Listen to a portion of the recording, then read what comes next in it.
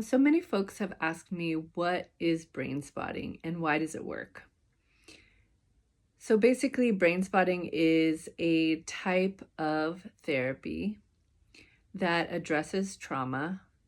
And the way it does that is by addressing trauma through using spots in your visual field to access the places in your brain, in your nervous system where the trauma is stored.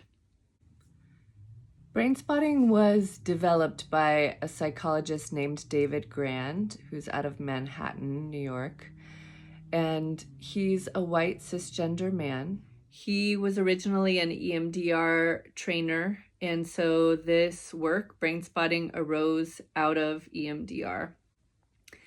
And for those of you who already are familiar with EMDR, I would say one of the main differences that I experience is that brain spotting is much more flexible. There's a lot more room for creativity. And with EMDR, you are focusing on the memory of the trauma to access the healing. And with brain spotting, you can do that, and you can also focus on something that's not the memory of the trauma, that's actually a resource. And so it's fairly different in many ways, even though there is some overlap.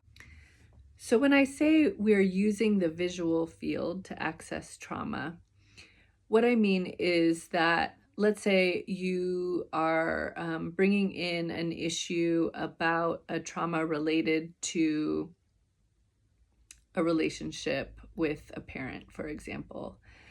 When you talk about that, one of the things we're going to do is notice what's happening in your body. So we're also very much incorporating mindfulness and noticing what's happening in your body the entire time that we're doing brain spotting. So that's one of the key components, actually, and what makes it work. And so you're bringing up an issue, noticing what it's like in your body. And then what we're doing is we're noticing how strong is that feeling. And we're using the visual field. So we might look over in this direction and see how strong is that. And then we might look over here and see how strong that is. And we might look over here, see how strong. And where we look actually changes how we feel. And we can use those visual spots to access the places in your body, in your brain, in your nervous system where the trauma is stored, while we are keeping mindfulness intact and noticing what's happening, and while the therapist is there with you, present with a loving and very attuned presence. So one question is, why does looking in certain places change what happens in how I feel or in my brain? And basically, the theory behind that is that the eyes, the optic nerve, which is the main nerve connected to your eyes, directly connects with places of your mid and hind brain, which are some vital parts of your brain that where trauma is stored. And it's also not the part of our brain that in modern Western society we are encouraged to be in and that we're used to bringing awareness to. The part of the brain we're usually living in is this front neocortex part of our brain where our logic, our thinking, our decision making from a rational place happens. And so the optic nerve is accessing other parts of our brain, which is why brain spotting is so effective, and why when you try to do therapy that is addressing trauma, but you're only thinking about and talking about the therapy, it doesn't work that well. Many folks talk about brain spotting as a brain and body-based therapy, and I would agree it is, as is EMDR. And I would say that, at least in my experience, it does include more than just the brain. So the brain is, of course, a part of the nervous system, and the nervous system is a much larger system than just the brain. So it definitely is including the entire nervous system, as well as emotional components, as well as spiritual, energetic components. And so in my experience, all of that is connected and affected by brain spotting, which is partly why it works so well. So in this part of the video, we're going to use brain spotting as a resource. And so this will be a little bit different than a session where we are using brain spotting to process a trauma. It is being used here as a place that you can use to either as like a practice that you can come back to as a resource, or let's say you're getting anxious about something, you can use it to help yourself calm down, for example. And so as we do this practice, you can close your eyes or soften your gaze, just whatever will allow you to move inside for you. And so what you want to do is choose a place that you love, that's joyful and peaceful. It can be a place you've been, or it can be a place that you imagine.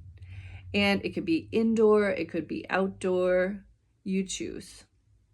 You want this to be a simple place. So if this is a place that you love, but also something scary happened there, for example, I would choose a different place. You want a place that really is only uncomplicated, joyful, and peaceful for you. So as you're inside, go ahead and settle on what that place is. And just imagine every little detail of that place for yourself. Look around, notice where you are, notice the temperature of the air there, notice what textures are under your feet, or if you're sitting or lying, what does that feel like in this place? And as you imagine this place, notice what is the feeling in your body when you're there. And that feeling might be in your whole body, or it might be more in a certain place. But you can notice what is the temperature that you feel in your body of this feeling. If there's a color that comes with it, notice that. If there's a weight, notice that. So notice exactly how does this feel in your body to be at this place, this wonderful place. And so now you're going to rate this wonderful feeling in your body from 0 to 10. How intensely do you feel this feeling? 0 as in nothing, 10 as in the highest possible feeling. And if you have a 0 or a 1, you're probably going to need to choose a different place and go back in the video to the beginning of my description. But if you have at least like a 4 or higher, let's use this example that you've come across. So go ahead and open your eyes, or just bring your awareness back to me in the video. And what you're going to do is you are going to look over in this direction to your left. I have a narrow screen, but over here to your left. And you're going to notice when you gaze over here to your left, what happens, and you keep kind of imagining this place with your eyes open and remembering this feeling of being in this place in your body. How strong is that feeling as you look over in this direction? So rate it for yourself back on the number scale. And then come more like to the center, right in front of you where my finger is. And just notice when you think about this place and feel that feeling in your body, does it get stronger or weaker when you look here, more straight ahead? And then you're going to look over this way to your right, and you can look at my finger here, or you can look farther off the screen in your own space. And just notice as you look over to your right, how strong is this feeling? This good feeling that you feel in your body when you imagine yourself in this place that you love. Is it stronger or weaker from this middle place and from this place in the other direction? And so notice which place feels the strongest, where you can really feel this wonderful feeling in your body connected to this place you love, get the strongest. And so choose one of these places. And then when you find that spot that feels the strongest, just let your gaze rest there on that spot and really take in for yourself this feeling in your body.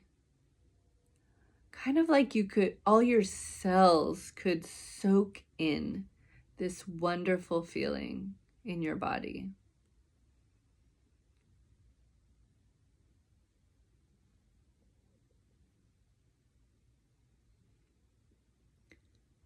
Yeah, and then just let that be, coming back again to the screen and to me.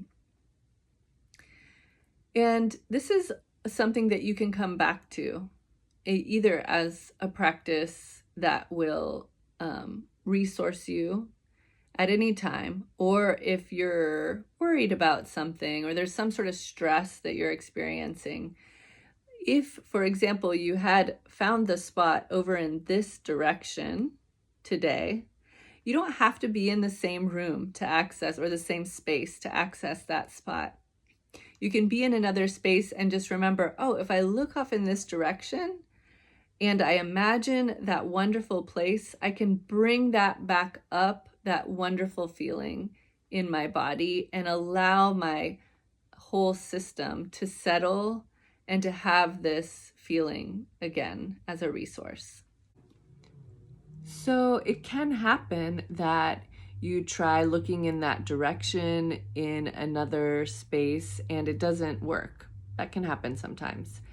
It can be because there's something in your visual field that is activating to you, whether that's conscious to you or not. And so one thing that you can try, if it isn't resourcing to look in that direction and you're in a different space, is that you can close your eyes and just go inside and imagine looking in that direction. So that's it.